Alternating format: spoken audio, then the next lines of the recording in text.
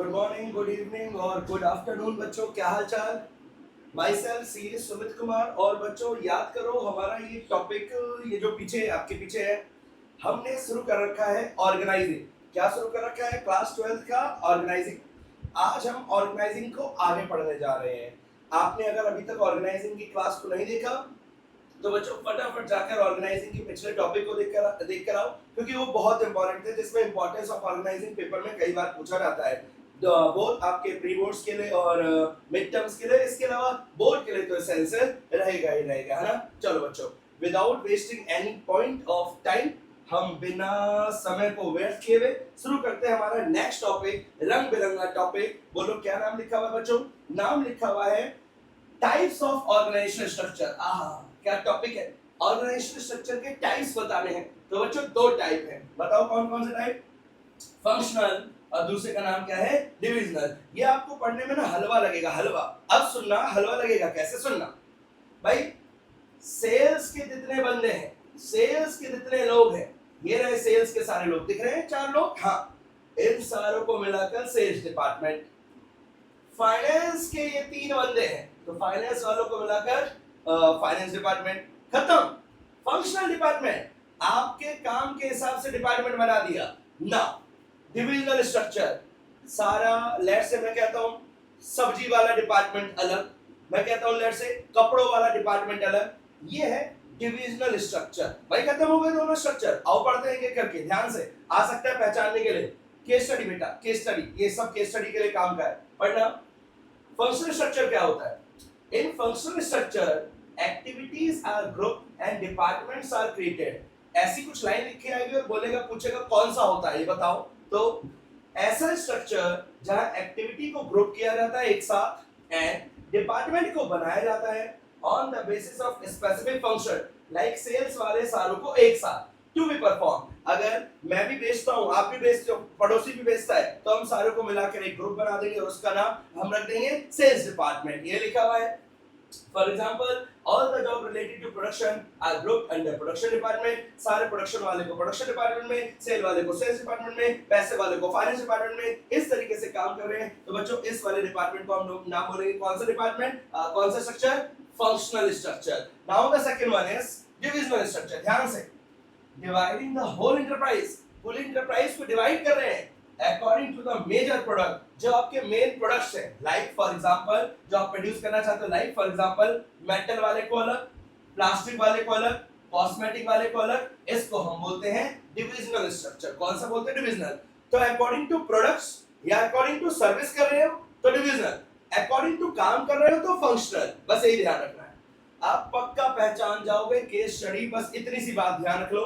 According to काम, काम के हिसाब से बढ़ रहा है तो functional, according to goods and services बढ़ रहा है तो डिविजनल। आई होप बच्चों यहां तक क्लियर रहा होगा। Yes sir, okay. आगे क्या लिखा हुआ है देखना। फंक्शनल स्ट्रक्चर अभी हमने पढ़ा, दो तरीके के होते हैं ना, फंक्शनल और डिविजनल। तो अभी हम पहले पढ़ने जा रहे हैं फंक्शनल, उसके फायदे, उसके नुकसान और उसकी सुटेबिलिटी एक साथ आपके सामने। तो आओ सबसे पहले हम पढ़ेंगे कब सुटेबल होता है। सबसे पहले हम पढ़ने जा रहे हैं फंक्शनल कब सुटेबल है। आओ देखते हैं। उन जगह पे organisation which require high degree of functional specialization with diversified activities। इसका मतलब ये हुआ बच्चों, जैसे फॉर एग्जांपल मैं कहता हूं लेट्स से हम रिलायंस में चले, रिलायंस इंडस्ट्रीज लिमिटेड में चले, है ना। ध्यान सुनना, सबसे बड़ी कंपनी है इंडिया की, ओके। टॉप पे RIL है, ध्यान रखना। सेकंड नंबर पे TCS, okay, Tata consultancy services. अगर आपको इस वाले मेथड की सुटेबिलिटी देखनी है तो इसे समझना, ऐसी संस्था जहां पे ज्यादा जरूरत है high degree of functional specialization, जो भी बंदा है वो मेरे को एक उच्च कोटि का पढ़ा लिखा बंदा चाहिए। लेट्स से मैं कहता हूं फाइनेंस का कोई बंदा है तो सीए से नीचे बात नहीं करेंगे। लेट्स से मैं कहता हूं कोई सॉफ्टवेयर बंदा है तो बीटेक के नीचे से बात नहीं करेंगे या एमटेक के नीचे बात नहीं करेंगे। तो इस तरीके से अगर आपके यहाँ हाई डिग्री ऑफ स्पेशलाइजेशन चाहिए, कितनी स्पेशलाइजेशन चाहिए? काफी ज्यादा। तो भाई मुबारक हो, ये स्ट्रक्चर आपके लिए बहुत बढ़िया साबित रहेगा। आगे, large organization producing one line of product. मैं लेट्स से मैं एनटीपीसी हूं बच्चों, ध्यान समझना। एनटीपीसी का नाम सबने सुना होगा, नेशनल थर्मल पावर कॉर्पोरेशन। भाई मैं एक ही काम करता हूं, मैं बिजली बनाता हूं। अब मैं बिजली बनाता हूँ तो प्रोडक्ट तो एक ही है, प्रोडक्ट वाइज तो बांट नहीं सकता, तो मेरे को काम वाइज बांटना पड़ेगा। अब एनटीपीसी छोटी मोटी कंपनी तो है नहीं, बहुत बड़ी कंपनी है, तो वो अपने काम वाइज काम को बांटेगी। काम वाइज मतलब सेल्स वाला अलग करेगी, प्रोडक्शन वाला अलग करेगी, फलाना वाला अलग और ढमकाना वाला अलग करेगी। तो बच्चों 2 पॉइंट ध्यान रखने हैं, जब बस इतना ध्यान रखना, जब हाई डिग्री ऑफ स्पेशलाइजेशन चाहिए, स्पेशलाइजेशन स्पेशलाइजेशन स्पेशलाइजेशन रटो, जब हाई डिग्री ऑफ स्पेशलाइजेशन चाहिए, और दूसरा जब जब जब जब जब company one line of product में इन्वॉल्व है, किसमें इन्वॉल्व है, वन प्रोडक्ट लाइन में इन्वॉल्व है, एक से ज्यादा में तुम घुसे नहीं हो, तो एक काम करो, फंक्शनल को यूज कर लो। कौन से वाले को यूज कर लो, फंक्शनल। बेटर ना, याद हुआ हो गए। नाउ नेक्स्ट पॉइंट, अब हम पढ़ेंगे इसके फायदे और फिर नुकसान। नुकसान बोले तो नुकसान, नुकसान बोले तो नुकसान। पढ़ना advantage, functional structure leads to occupational specialization. भाई सारे सेल्स वाले एक साथ बैठेंगे तो सारे एक दूसरे के साथ अपना एक्सपीरियंस शेयर करेंगे और धीरे धीरे धीरे धीरे सब स्पेशलाइज हो जाएंगे। ये लिखा हुआ है, since emphasis is placed on specific function, sales वाले को हम किसी और काम के लिए जिम्मेदार नहीं ठहराएंगे, सेल्स वाले को सिर्फ सेल्स के लिए जिम्मेदार ठहराएंगे, तो वो सारे काम अपने लिए ही करेगा, और जब सारे काम वो अपने लिए करेगा तो अच्छे से काम करेगा। ये लिखा हुआ है। तो पॉइंट इज, फंक्शनल स्ट्रक्चर से आपको स्पेशलाइजेशन नसीब हो जाएगा। क्या नसीब होगा, स्पेशलाइजेशन, जिसपे फोकस होगा। बेटा एम्फसाइज का मतलब होता है जोर देना, फोकस करना, is placed on specific function. मुझे बाकी डिपार्टमेंट गए भाड़ में, मुझे किसी और से कोई लेना देना नहीं है, मुझे सिर्फ लेना देना है मेरे डिपार्टमेंट से, तो ये फायदा होगा। इसके अलावा promotes efficiency in utilization of man power, इससे आपकी कंपनी की एफिशिएंसी बढ़ेगी, आप ज्यादा अच्छे तरीके से अपने मैन पावर मतलब बच्चों अपने एम्प्लॉयज को इस्तेमाल कर पाओगे। तो दो फायदे, स्पेशलाइजेशन नसीब होगा, ठीक है, और दूसरा फायदा एफिशिएंसी नसीब होगी। ये बेटा एफिशिएंसी और इफेक्टिवनेस तो आंख बंद करके जहां फायदे आ रहे हैं लिख सकते हो, इतने अच्छे पॉइंट होते हैं, इफेक्टिवनेस और एफिशिएंसी। अब पढ़ते हैं हम नुकसान। लिखा हुआ disadvantage, a functional structure gives more importance, बेटा इंपॉर्टेंस होगा, importance to the objective of functional head than the objective of organization. ये है सबसे बड़ा नुकसान, ये है पेपर के लिए सबसे इंपॉर्टेंट पॉइंट। बेटा सुनो ध्यान से, अगर मैं सेल्स डिपार्टमेंट का बंदा हूं तो सिर्फ सेल्स के बारे में सोचूंगा, मैं बाकी डिपार्टमेंट के बारे में सोचूंगा नहीं, तो बाकियों के बारे में नहीं सोच रहा, मतलब मैं कंपनी को इग्नोर कर रहा हूं भाई। अगर मैं सिर्फ अपने डिपार्टमेंट के बारे में सोचने लगा तो भाई बाकियों डिपार्टमेंट के बारे में, पूरी कंपनी के बारे में कैसे सोच पाऊंगा, यही नुकसान है। अगर मैंने अपने डिपार्टमेंट को कुछ ज्यादा ही इंपॉर्टेंस दे दी तो पूरे ऑर्गेनाइजेशन के उद्देश्य को हो सकता है मैं इग्नोर कर जाऊं, जिस वजह से इसका नुकसान बनता है। एंड द सेकंड नुकसान, lack of coordination among different department. भाई हर कोई चाहेगा उसका डिपार्टमेंट आगे जाए, उसका डिपार्टमेंट आगे जाए, जिस वजह से कोऑर्डिनेशन या तालमेल करने में बहुत सारे क्या आ सकते हैं, झंझट। तो कोऑर्डिनेशन तालमेल कम हो जाता है, या फिर आप कह सकते हो उसमें प्रॉब्लम आ जाती है। अगर कौन सा स्ट्रक्चर चल रहा है, फंक्शनल। भाई एक बार फिर से, फंक्शनल सुटेबल जब है जब हाई डिग्री ऑफ स्पेशलाइजेशन चाहिए, दूसरा जब वन लाइन ऑफ प्रोडक्ट ही है आपका, ज्यादा कुछ इन्वॉल्व नहीं है। फायदा क्या है, इससे आपकी स्पेशलाइजेशन हासिल होगा, आप सिर्फ स्पेसिफिक काम ही करोगे। और जब आप, भाई देखो मैं सिर्फ दिन भर में दाल ही बनाता हूँ तो दाल का एक्सपर्ट बन जाऊंगा, मैं दाल भी बनाता हूँ, रोटी भी बनाता हूँ, चावल भी बनाता हूँ, पता नहीं क्या क्या बनाता हूँ, तो मैं किसी का एक्सपर्ट नहीं बन पाऊंगा। तो ये मेथड लगाओगे तो मैं एक ही काम करूंगा तो मैं उसमें क्या बनूंगा, एक्सपर्ट, स्पेशलाइजेशन हासिल होगी। दूसरा आप अपने अच्छे से ज्यादा बढ़िया तरीके से अपने मैन पावर को एफिशिएंट तरीके से यूटिलाइज कर पाओगे। नुकसान बहुत इंपॉर्टेंट है कि भैया आपके ऑर्गेनाइजेशन के ऑब्जेक्टिव कहीं दूर छूट जाएंगे, और हो सकता है कि कोऑर्डिनेशन करने में, तालमेल करने में, कोऑर्डिनेशन मतलब तालमेल करने में भी क्या आ जाए, दिक्कत है। बेटा खत्म खत्म खत्म खत्म। आगे लिखा हुआ है, आगे फंक्शनल का कुछ और फायदे और फंक्शनल के कुछ और नुकसान। सुटेबिलिटी पीछे ही 2 पॉइंट खत्म हो चुके हैं, अब शुरू करते हैं। पहले फंक्शनल का मेरे को पहला फायदा बताओ। पहला फायदा तो बच्चों स्पेशलाइजेशन हासिल करवाएगा। क्या हासिल करवाएगा, स्पेशलाइजेशन। मैं एक पर्टिकुलर काम करूंगा तो उसमें एक्सपर्ट बन जाऊंगा। बेटा दूसरा फायदा अभी थोड़ी देर पहले पढ़ा था, बताओ फटाफट दूसरा फायदा, रिकॉल करो। दूसरा फायदा बहुत बढ़िया, एफिशिएंसी बढ़ जाएगी। क्या बढ़ जाएगी, एफिशिएंसी। आप अपनी मैन पावर को बढ़िया तरीके से यूटिलाइज कर पाओगे, है ना। अब उसी के कंटिन्यूएशन में आगे बढ़ते हैं। भाई इतने सारे हैं, कोई 2 3 4 5 तो याद कर ही सकते हो। अगला promote control and coordination between department, भाई तालमेल उसी डिपार्टमेंट में अच्छा हो जाएगा। बेटा नुकसान में पड़ा था बाकी डिपार्टमेंट के साथ तालमेल खराब हो रहा है, लेकिन अंदर उस जैसे सेल्स डिपार्टमेंट था उसके अंदर 4 बंदे थे, अब वो चारों साथी तो बैठे रहेंगे क्योंकि उनका डिपार्टमेंट बन गया, तो उनमें तालमेल अच्छा हो जाएगा। ये लिखा हुआ है विद इन डिपार्टमेंट तालमेल अच्छा होगा, आउटसाइड दूसरे डिपार्टमेंटों के साथ तालमेल खराब हो जाएगा। चौथा, it helps in increasing managerial and operational efficiency.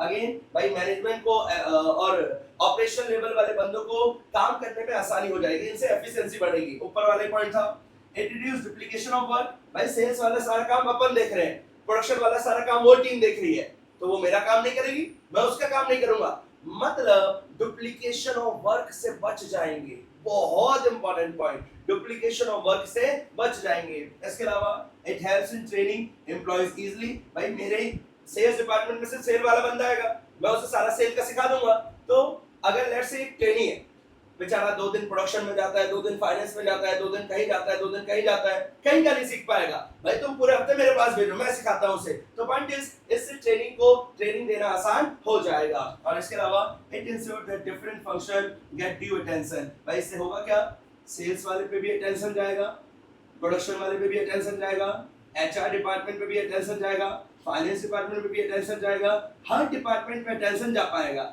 अगर आपने ये ना किया होता, अगर आपने फंक्शनल डिवीजन नहीं किया होता, तो पता है नुकसान क्या होता, सारे लोग प्रोडक्शन में लगे पड़े हैं, सारे लोग सेल्स में लगे पड़े हैं, ये दिक्कत आ जाती। तो हर हर हर हर फंक्शन पे ड्यू अटेंशन देने में आसानी मिल जाएगी अगर आपने आपके कंपनी में क्या लगा रखा है, ऑर्गेनाइजिंग या ऑर्गेनाइजेशन। कौन सा वाला, फंक्शनल वाला। नाउ नुकसान को कंटिन्यू करते हैं बच्चों।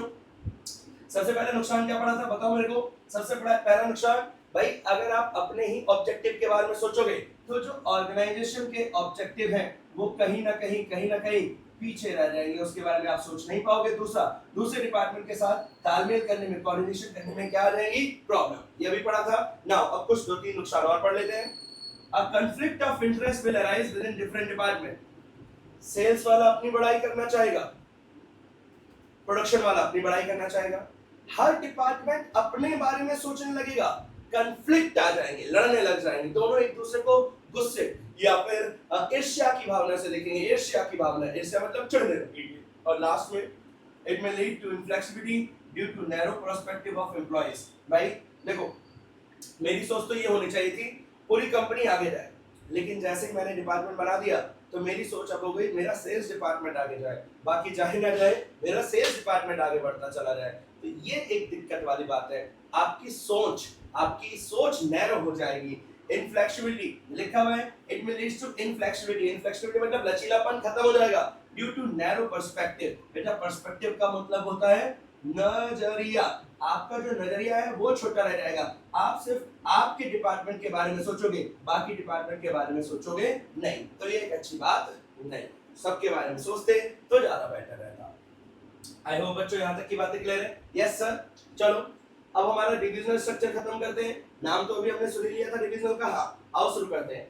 During the dividing the whole enterprise, ये हमने पहले भी पढ़ा था, एंटरप्राइज को बांट रहे हैं अकॉर्डिंग टू जो उनके मेजर प्रोडक्ट्स हैं, जो प्रोड्यूस करना चाहते हैं, मेटल, प्लास्टिक, कॉस्मेटिक, ये सब कुछ अभी पढ़ा था। अब हम पढ़ने जा रहे हैं प्रोडक्ट बेस्ड डिविजनल स्ट्रक्चर।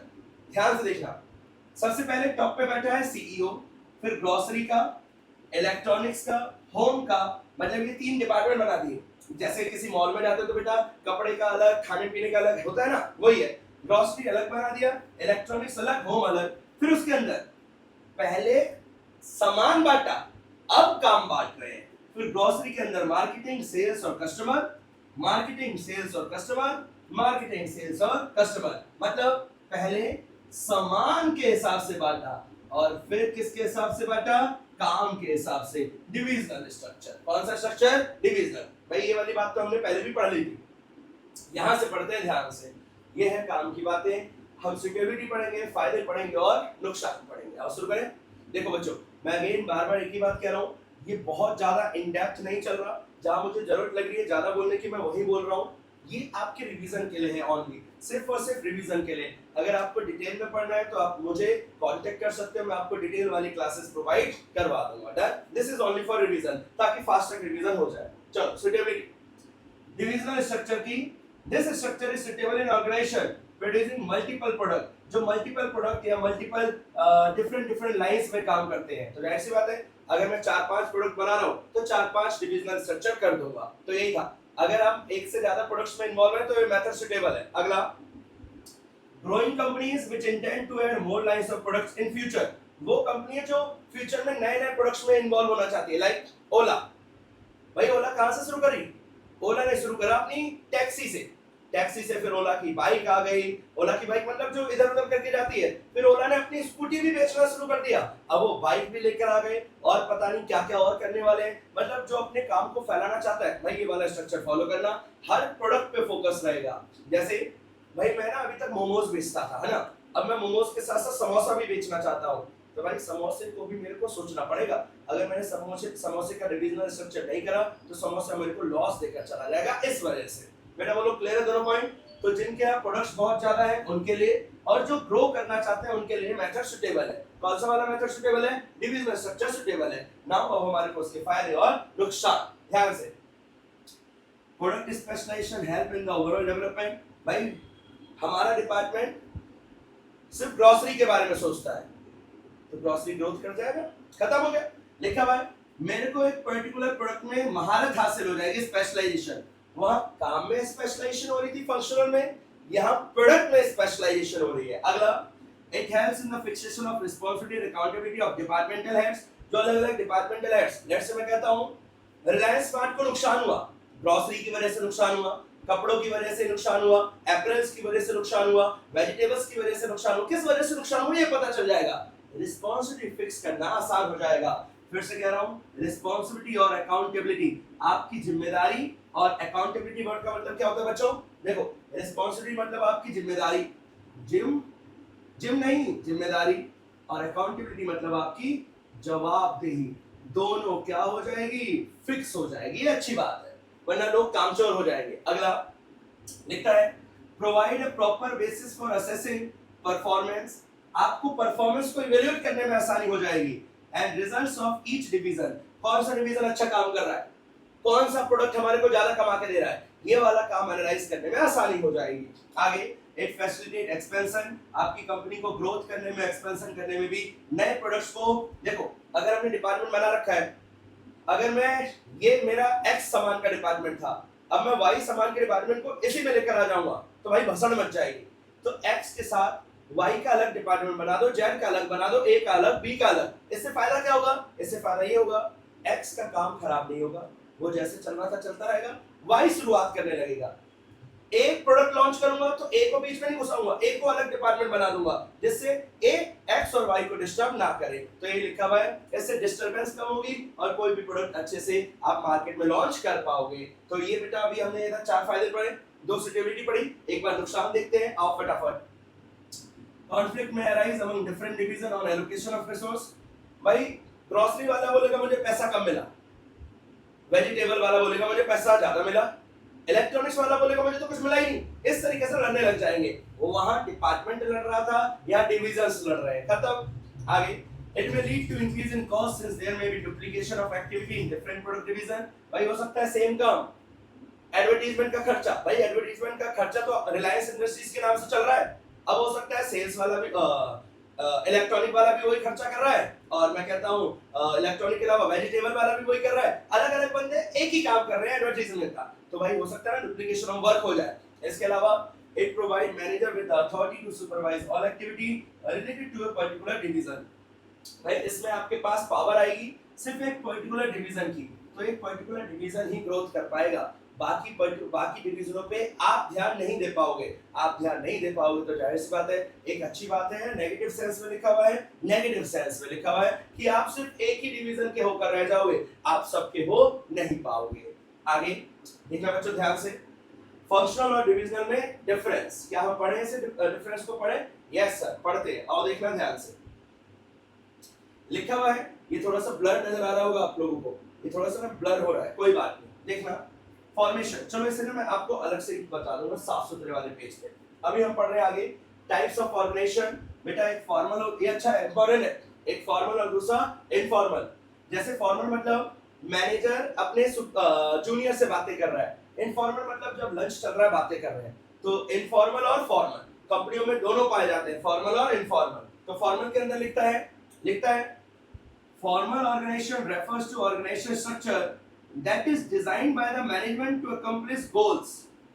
भाई हमने बनाया ये स्ट्रक्चर, सबसे टॉप पे सीईओ होगा, फिर उसके नीचे सीएफओ होगा, फिर उसके नीचे ये वाला मैनेजर होगा, मैनेजर 1, फिर मैनेजर 2, मैनेजर 1 के अंदर 4 असिस्टेंट मैनेजर होंगे, असिस्टेंट मैनेजर 1, असिस्टेंट मैनेजर। ये हमने बनाया, जानबूझकर बनाया।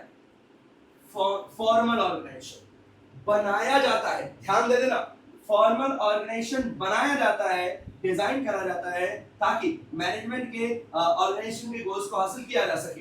इन a formal organisation the boundaries of authority and responsibilities clear defined. भाई फॉर्मल में पता होता है ये क्या करेगा, ये क्या करेगा, ये क्या करेगा, हर किसी को अपनी अपनी पावर रिस्पांसिबिलिटी पता है। आगे and there is a systematic coordination, और सब में सिस्टमैटिक तरीके से तालमेल चलेगा। तो फॉर्मल बनाया जाता है, बनता नहीं है, बनाया जाता है ताकि ऑर्गेनाइजेशन और एंटरप्राइज के ऑब्जेक्टिव हासिल किए जा सके। इसके अलावा सारे लोगों को अपने अपने काम आसानी से पता चल जाए, रिस्पांसिबिलिटी फिक्स हो जाए, ये करा जाता है। Done.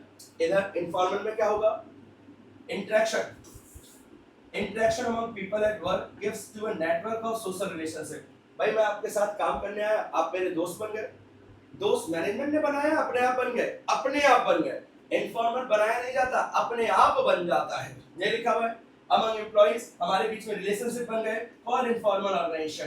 The main purpose of this organization structure is the psychological satisfaction. बेटा यहाँ कंपनी को सेटिस्फैक्शन मिल रहा है, कंपनी ग्रोथ करेगी, और यहाँ पे भाई मुझे कोई अपना दुख दर्द हंसी मजाक करने के लिए कोई चाहिए था, वो मिल गया, मेरा साइकोलॉजिकल सेटिस्फैक्शन मिलेगा। साइकोलॉजिकल अगर भूल जाओ तो क्या लिख देना, मेंटल सेटिस्फैक्शन मिलेगा। Of the employees with the common interest, for example employees with similar interest in books, जो किसी को किताबें पढ़ना अच्छा लगता है वो दोस्त बन गए, मूवी देखना अच्छा लगता है दोस्त बन गए, किसी पर्टिकुलर रिलीजन के लोग दोस्त बन गए। तो ये सारे ग्रुप जो बन रहे हैं इनको क्या बोला जाता है, इनफॉर्मल ऑर्गेनाइजेशन। जो अगर मैं क्वेश्चन आए कौन सा मैनेजमेंट ने जानबूझकर बनाया, तो क्या बोलोगे, फॉर्मल बनाया था या इनफॉर्मल? फॉर्मल बनाया था ताकि कंपनी के ऑब्जेक्टिव्स को फुलफिल किया जा सके। और कोई आपसे बोले कि कौन सा लोग इंटरेक्शन कर रहे थे, बिजनेस कर रहे थे, काम कर रहे थे, मिल रहे थे, जुड़ रहे थे, तो अपने आप बन गया, इनफॉर्मल वाला अपने आप बन गया। ओके बच्चों, आगे क्या लिखा हुआ देखना। अब फॉर्मल के फायदे, नुकसान और फीचर्स। भाई फॉर्मल है, जानबूझ के बनाया जाता है, इंटेंशनली, खत्म। दूसरा, the purpose is to achieve organisation goal, जानबूझ के बनाया जाता है, हो रखा था, कंपनी के गोल्स को फुलफिल करना, ये भी हो रखा था। अगला, every individual is assigned and fixed authority, it creates, मतलब हर बंदे को उसकी अथॉरिटी पता चल जाएगी, ये भी अभी हमने पढ़ा था। it creates a scalar chain। बेटा स्केलर चेन समझते हो, ए बी को बोलेगा, बी सी को बोलेगा, सी डी को बोलेगा, डी ई को बोलेगा, इस तरीके से स्केलर चेन बन जाएगी। तो ये आसान हो जाएगा, कम्युनिकेशन करना इफेक्टिव हो जाएगा। कोई बात अगर ई तक पहुंचानी है तो डी को भी पता होगी, सी को भी, बी को भी, ए को भी, सबको पता चल जाएगा, स्केलर चेन हो जाएगा। डन। फिर से बोलता हूं, सबसे पहले जानबूझकर बनाया जाता है, पहला फीचर। गोल्स को हासिल करने के लिए बनाया जाता है, दूसरा फीचर। इसमें अथॉरिटी और रिस्पांसिबिलिटी फिक्स कर दी जाती है, तीसरा फीचर। और यहां से कम्युनिकेशन स्केलर चेन बन जाता है, चौथा फीचर। नाउ फायदे, भाई सारे काम सिस्टमैटिक तरीके से चलेंगे, तरीके से वर्किंग चलेगी, कोऑर्डिनेशन अच्छा हो जाएगा, जाहिर सी बात है कोऑर्डिनेशन अच्छा होगा, सारे लोगों को हमने प्रॉपर तरीके से काम सौंप दिया तो तालमेल अच्छा हो जाएगा। अचीवमेंट ऑफ ऑर्गेनाइजेशनल गोल, और कंपनी के गोल्स अचीव हो पाएंगे। नुकसान, डिले इन डिसीजन मेकिंग। अब एक बात बताओ बेटा ध्यान से, इमरजेंसी आई है, ए को कोई बात इमरजेंसी में ई तक पहुंचानी है, ए को ई को पहुंचानी है, ए पहले बी को कॉल करेगा, फिर बी सी को कॉल करेगा, फिर सी डी को कॉल करेगा, जब तक इमरजेंसी खत्म। तो भाई इमरजेंसी के सिचुएशन में लगवा दी लंका इसने, इस सिस्टम में। तो लिखा हुआ है first, delay in decision making because of scalar chain. आप ये स्केलर चेन फॉलो कर रहे थे ना, इसकी वजह से आपकी डिसीजन मेकिंग में डिले हो सकता है। अगला, एम्फेसिस ऑन वर्क ओनली। भाई यहाँ पे हर वक्त काम काम काम के बारे में सोचते रहेंगे, जिससे लोगों का टैलेंट, इनोवेशन, ये सब कुछ छुप जाएगा। लोग दोस्ती, प्यार, ये सब कुछ भूल जाएंगे, सिर्फ काम काम के बारे में सोचेंगे और बहुत दिक्कत हो जाएगी। इनएडिक्वेट रिकॉग्निशन ऑफ क्रिएटिविटी। अगर कोई अच्छा काम भी कर रहा होगा, देखो अच्छा काम बेशक इन्हें करा होगा, सारी फुटेज भी खा जाएगा, बोलेगा मैंने उसको सिखाया था, तो इस तरीके से क्रिएटिविटी हो सकता है छुप जाए।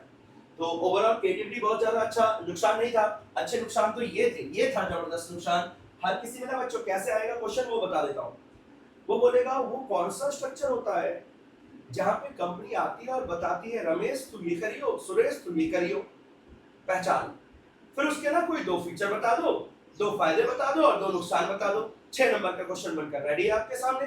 तो बेटा आपको कॉन्सेप्ट समझना पड़ेगा तभी इन क्वेश्चनों को अटेम्प्ट कर पाओगे। बताओ भाई यहाँ तक क्लियर है? यस सर क्लियर है। ओके बहुत बढ़िया। फॉर्मल खत्म। फॉर्मल के बाद बोलो कौन सा आएगा? इनफॉर्मल। बोलो ये जानबूझकर बनता है अपने आप, अपने आप। It originate from the personal interaction. अपन मिल रहे थे ना तो दोस्त बन गए पर्सनल इंटरेक्शन से। पर्सनल मतलब अपन मिले, इंटरेक्शन मतलब मेल जोल हुआ। इसके अलावा the standard of behaviour evolve from group norms. अब हम लेट्स से इनफॉर्मल है ना, हम लोग कैसे काम करेंगे जैसा हमारा ग्रुप काम कर रहा है।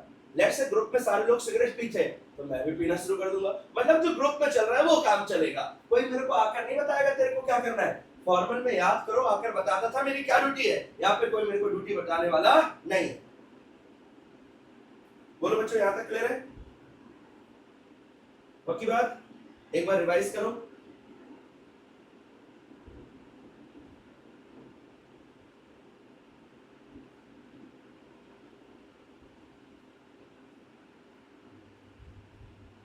जल्दी।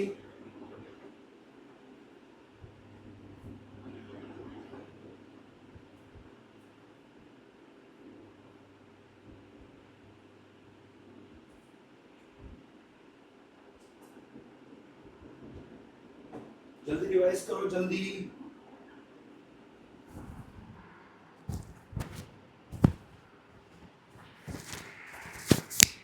अभी तक मेरी आवाज आ रही थी क्या यार? मुझे ऐसा लग रहा है अभी तक मेरी आवाज कम आ रही होगी।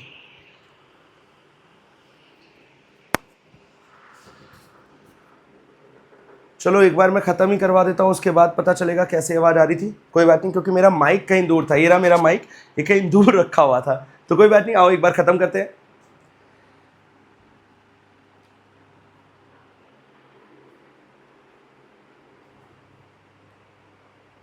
देखना बच्चों ध्यान से, फिर से बोल रहा हूं। यहां तक हमने पढ़ लिया था पहला, दूसरा भी पढ़ लिया था। भाई यहाँ पे कोई स्टैंडर्ड्स नहीं पता होगा, कोई कंपनी आकर नहीं बताएगी क्या करना है क्या नहीं करना। यहाँ तो हमारे नॉर्म्स, हमारे ग्रुप जो चलता है, जो ग्रुप में चलता है वो चलेगा। हमारी दोस्ती यारी में जो चलता है वो चलेगा। It does not have fixed channel of communication. जो नहीं है ए बी को बोलेगा, बी सी को बोलेगा, कोई भी किसी से हाय हेलो कर रहा होगा। It emerge spontaneously. स्पॉन्टेनियसली मतलब एकदम से बन जाएगा। And not created by management, इसे मैनेजमेंट नहीं बनाएगा। It is complex network. A B से बी का दोस्त है, बी डी का दोस्त है, डी ई का दोस्त है, तो ई ए का दोस्त हो गया। ए सी का दोस्त था तो सी डी का दोस्त हो गया। मतलब आप दो दोस्तों के साथ आए, आपके साथ दो दोस्त आए, वो मेरे दोस्त बन गए। मेरे साथ दो दोस्त आए, वो आप तीनों के दोस्त बन गए। इस तरीके से कॉम्प्लेक्सिटी मच जाएगी, भसड़ मच जाएगी। तो ये होता है यहाँ पे, ठीक है। ये इसके फीचर्स थे। अगला फायदा भाई, इसमें एक बात बहुत इंपॉर्टेंट है। जब गपशप होने लग जाती है, ग्रुप बन जाते हैं, तो बात तेजी से फैलती है। ये लिखा हुआ है, it leads to faster spread of information. Information बहुत तेजी से फैलेगी, क्योंकि यहाँ पे आपको कोई पर्टिकुलर चैनल फॉलो नहीं करना, स्केलर चेन फॉलो नहीं करना, तेजी से बात फैलेगी। दूसरा, इट इनहेंस जॉब सेटिस्फैक्शन। भाई अब मेरे को अपनापन फील होगा। बिलोंगिंगनेस मतलब बेटा अपनापन, मुझे अपनापन वाली फीलिंग आएगी। मुझे लगेगा हाँ कंपनी में मेरे दोस्त भी हैं, उनके साथ काम करूंगा, खाऊंगा पीऊंगा बैठूंगा, तो अपनापन फील आएगा। It provide quick solution to the problem. भाई जो कोई प्रॉब्लम होगी तो जो मेरे दोस्त, मेरे साथी हैं, मेरे सहपाठी हैं, मेरे साथी हैं, वो मेरे को थोड़ा समझा वमझा देंगे, प्रॉब्लम सॉल्व करने में आसानी हो जाएगी। नुकसान, इनफॉर्मल ऑर्गेनाइजेशन स्प्रेड करता है र्यूमर। भाई कानाफूसी होगी, चुगली चलेंगी, र्यूमर्स फैलेंगे तेजी से। Sometime it goes against the interest of organization. कई बार इतनी ज्यादा फैलेंगे कि ऑर्गेनाइजेशन को नुकसान पहुंचाए। अगला, it resist change and lays stress on adopting the old technique. भाई जब लोग ग्रुप बना लेते हैं ना, तो कुछ नया काम आता है तो वो ग्रुप मिलकर मना करने लग जाता है। जैसे लेट से आप सारे लोगों ने, दोस्तों ने ग्रुप बना लिया, डन। अब मैंने बोला कि कल की मैं टाइमिंग चेंज कर रहा हूं, तो सारे मिलकर बोलोगे नहीं नहीं नहीं नहीं नहीं, सारे एक सुर में बोलने लग जाओ, भेड़ चाल चलोगे। वही लिखा हुआ है, जो कंपनी को लिए नुकसानदायक हो सकता है। नई टेक्निक अडॉप्ट करने से हो सकता है मना करो। मेंबर ऑफ द ग्रुप में give more priority to the group interest over organization structure. अब मेंबर्स कंपनी के बारे में कम, अपने ग्रुप के बारे में ज्यादा सोचेंगे। और ये जाहिर सी बात है बच्चों, फायदा नजर आ रहा है या नुकसान? नुकसान। सबके बारे में सोचना, कंपनी के बारे में सोचना था, लेकिन आप अपने पर्सनल ग्रुप के बारे में सोचने लग गए। डन। पेपर में आ सकता है बच्चों फॉर्मल एंड इनफॉर्मल, पढ़ लेना मीनिंग। ये एक वेल डिफाइंड अथॉरिटी होती है। It refers to the structure of well defined authority and responsibility. यहां पे सारी चीजें पहले से फिक्स होती हैं, यहां पे ऐसा कुछ नहीं होता। It refers to the network of social relation. वहां पे सोशल रिलेशन है जो लोगों ने काम करते करते आपस में बना ली है। ओरिजिन कंपनी ने बनाए हैं, कंपनी के रूल्स एंड रेगुलेशन के हिसाब से, ये सोशल इंटरेक्शन की वजह से। Authority arise by virtue of position, जिसकी जो पोजीशन जितने बड़े लेवल पे बैठा है उसकी वो अथॉरिटी। यहाँ पे कोई वो नहीं है, यहाँ पे पर्सनल क्वालिटीज पे डिपेंड करेगा। यहाँ पे ऐसा कोई अथॉरिटी, कोई ये सब कुछ नहीं होता। एडहेरेंस टू रूल्स, भाई यहाँ पे कंपनी के रूल्स एंड रेगुलेशन का पालन करो वरना पनिशमेंट उठाओ। यहाँ पे कोई पेनल्टी वगैरह वगैरह नहीं होती। Flow to communication, communication scalar chain में काम करेगा। यहाँ स्केलर चेन फॉलो करने की जरूरत नहीं है, कोई किसी से भी बातें करेगा। अगला पर्पस, कंपनी के ऑब्जेक्टिव्स को पूरा करना। यहाँ पे लोगों के खुद के सेल्फ इंटरेस्ट को फुलफिल करना। नेचर रिजिड होता है, जो बोल दिया सो बोल दिया। यहाँ पे फ्लेक्सिबल होता है, आप अपने हिसाब से भी इनफॉर्मल कम्युनिकेशन, इनफॉर्मल ऑर्गेनाइजेशन में बदलाव कर सकते हो। बोलो डन। बेटा ये पेपर में आ सकता है, प्लीज अच्छे से करके जाना। ये वाला कंपनी के लिए सोच रहा है, ये वाला एम्प्लॉय अपने लिए सोच रहा है। दोनों जरूरी है क्या? हाँ, दोनों ही जरूरी होते हैं। नाउ नेक्स्ट पॉइंट, हमने सारों के फायदे नुकसान भी पढ़ लिए। आगे भी तो थोड़ा लिखा हुआ है स्ट्रक्चर। यहाँ पे प्रॉपर स्ट्रक्चर बना होगा, कौन क्या काम देगा, क्या रिलेशनशिप हो गए। यहाँ पे कोई स्ट्रक्चर नहीं होगा। यहाँ तो आपके साथ दो दोस्त आए थे, मेरे साथ दो दोस्त, कॉम्प्लेक्स नेटवर्क बन गया। Flow of authority, authority top से नीचे की तरफ फ्लो करेगी। मैं मेरे जूनियर को, मेरा जूनियर अपने जूनियर को, वो अपने जूनियर को, इस तरीके से बातें बोलेगा। यहाँ पे अथॉरिटी कैसे भी हो सकती है, कोई किसी को कुछ भी बोल सकता है। एक दोस्त दूसरे दोस्त को, छोटे दोस्त को, बड़े दोस्त को, वैसे दोस्तों में कोई छोटा बड़ा कुछ नहीं होता, लेकिन कोई कहीं कुछ भी बोल सकता है। हॉरिजॉन्टली या वर्टिकली कैसे भी बातें चल सकती हैं। लीडरशिप, मैनेजर यहाँ पे लीडर होता है, और यहाँ पे सच कोई लीडर नहीं होता। अगर दोस्तों ने किसी को लीडर बना दिया तो अलग है, वैसे आमतौर पे कोई लीडर नहीं होता। तो बच्चों इतना सब कुछ नहीं, 3-4 पॉइंट पढ़ के जाना इनफ है। चलो डेलीगेशन। डेलीगेशन भाई बहुत इंपॉर्टेंट टॉपिक है।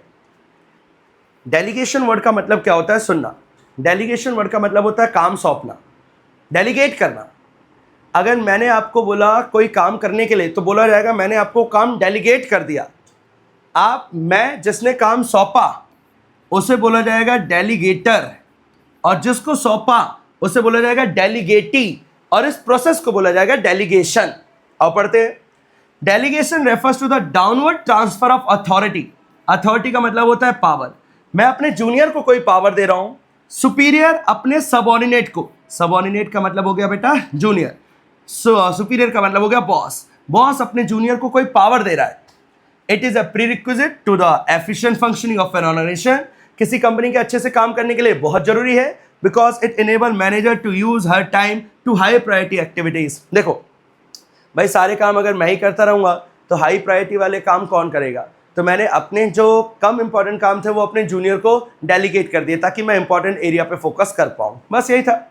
आगे, importance of delegation is that it helps in effective management. इसका इंपॉर्टेंस ये है कि मैनेजमेंट अच्छा हो जाएगा, एम्प्लॉय का विकास होगा। अब देखो, मैंने अपने जूनियर को बोला तू ये काम कर, मैं वो करता हूं, तो जब मैंने अपने जूनियर को बोला तू ये काम कर, तो वो भी सीखेगा, उसका विकास होगा, उसका मोटिवेशन बढ़ेगा, कोऑर्डिनेशन बढ़ेगा, ग्रोथ बढ़ेगी, सब अच्छा हो जाएगा। मतलब डेलीगेशन कोई बुरी चीज नहीं है, अच्छी चीज है। लेकिन ध्यान देना, डेलीगेशन हमेशा सुपीरियर अपने जूनियर को कर रहा होता है, सबऑर्डिनेट को कर रहा होता है। अब एलिमेंट्स ऑफ डेलीगेशन। बेटा डेलीगेशन में 3 चीजें डेलीगेट हो रही हैं। क्या क्या? सबसे पहले रिस्पॉन्सिबिलिटी, जिम्मेदारी, अथॉरिटी, पावर, अकाउंटेबिलिटी, जवाबदेही। तीनों वर्ड अलग अलग हैं, पढ़ते हैं।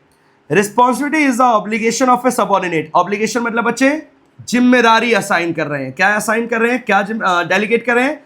जिम्मेदारी। आगे, to perform properly duty, duty को प्रॉपर तरीके से करना। If the subordinate has the responsibility for a job he must be given necessary authority. अब बात अगले वाले पॉइंट से जोड़ दी। अगर मुझे किसी काम को रिस्पॉन्सिबिलिटी मिली है तो मुझे उस काम को करने की क्या मिलनी चाहिए?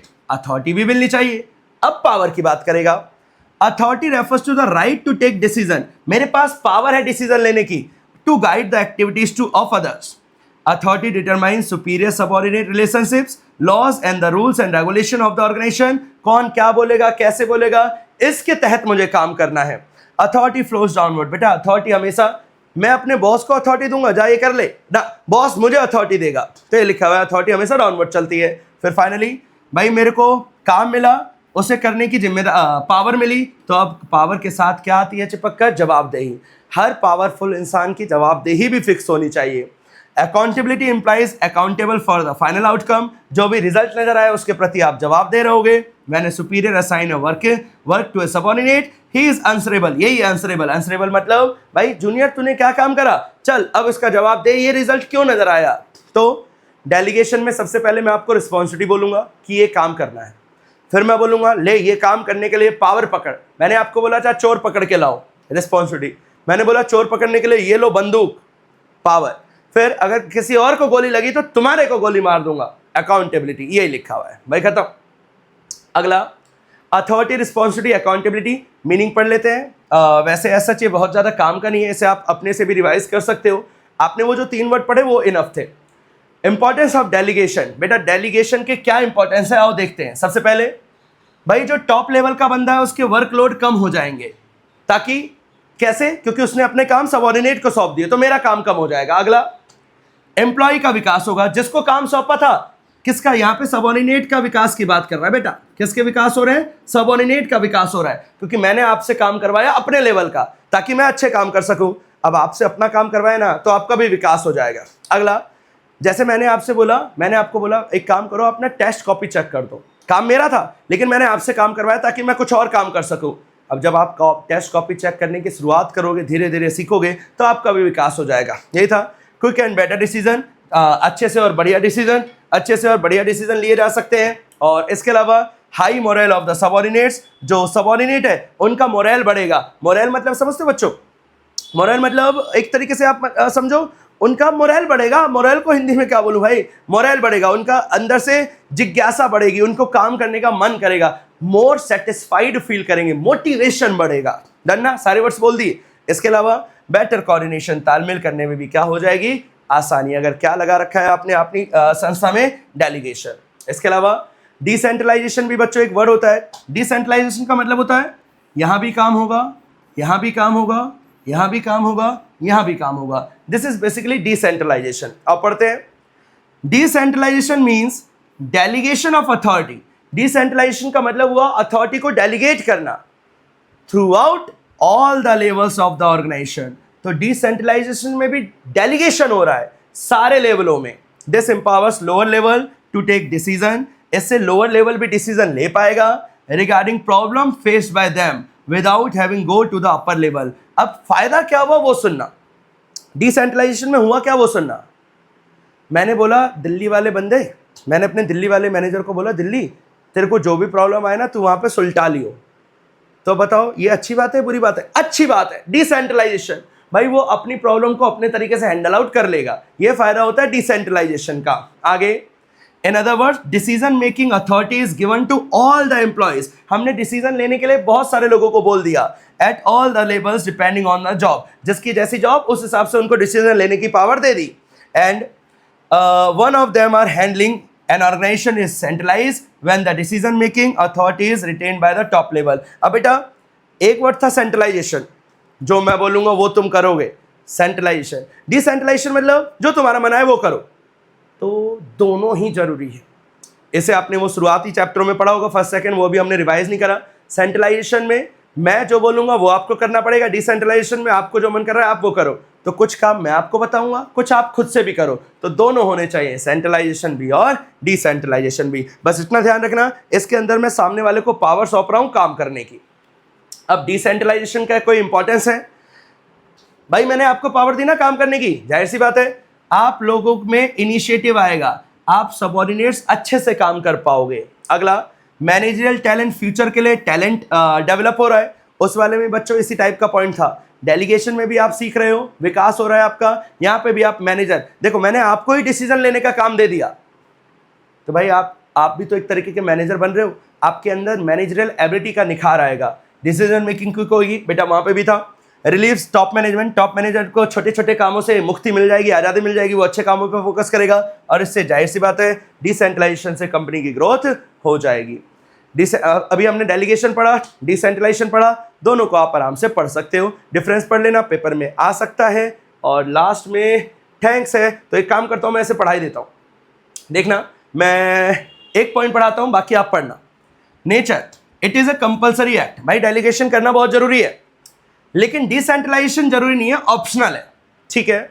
फ्रीडम ऑफ एक्शन, भाई डेलीगेशन में तुम मेरी निगरानी में काम कर रहे हो, सबऑर्डिनेट तुम सुपीरियर की निगरानी में काम कर रहे हो, लेकिन डिसेंट्रलाइजेशन में कंट्रोल कम है, जो आपका मन आए कर लो। तो इस तरीके से डिसेंट्रलाइजेशन में सामने वाले सबऑर्डिनेट पे फ्रीडम ज्यादा फील होती है उसे। इस तरीके से सारे पॉइंट है, आराम से आप ये नैरो होता है, इसका स्कोप वाइडर होता है, बस इस तरीके से आप ये डिफरेंस कर सकते हो, है ना। अगर हमने दोनों पॉइंट पढ़ लिए तो एक तरफ डिसेंट्रलाइजेशन लिखना, एक तरफ डेलीगेशन लिखना, वो भी एक तरीके से वो काम कर सकता है डिफरेंस का। डन बच्चों, आई होप ये समझ में आया होगा। आपको 40-50% तो इस रिवीजन से जरूर हेल्प मिलेगी। आप इसके बाद मेरे साथ कुछ क्वेश्चन आंसर भी कर लेना, तो आपको समझ में आएगा क्वेश्चन पूछता कैसे और उनको अटेम्प्ट भी कैसे करते हैं। डन। इससे पहले भी बच्चों मैं आपको एक बात बता देता हूँ, इससे पहले हमने प्लानिंग रिवाइज कर रखा है। जिसने प्लानिंग नहीं खत्म करा, फटाफट जाकर प्लानिंग खत्म करके आओ, अच्छे से पूरा चैप्टर प्लानिंग का रिवाइज करके आओ। और फिर उसके बाद अभी हमारा ऑर्गेनाइजिंग भी खत्म हो गया।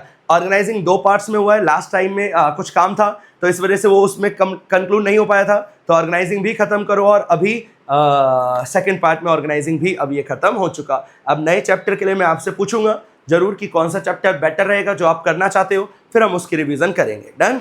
चलो, आई होप इसे आप फिर से देखो, बार बार देखो, ताकि आपको इन चैप्टर को याद करने में और पेपर में अच्छे मार्क्स स्कोर करने में आसानी हो। मैं कुछ क्वेश्चन आंसर्स भी प्रैक्टिस करवाऊंगा, पक्का बोर्ड से पहले तो करवाना ही करवाना है। मैं आपकी कोशिश करूंगा मिड टर्म या प्री बोर्ड से पहले भी चैप्टर क्वेश्चंस को कैसे अटेम्प्ट करते हैं वो समझा सकूं। डन। चलिए, all the very best, thank you, bye bye.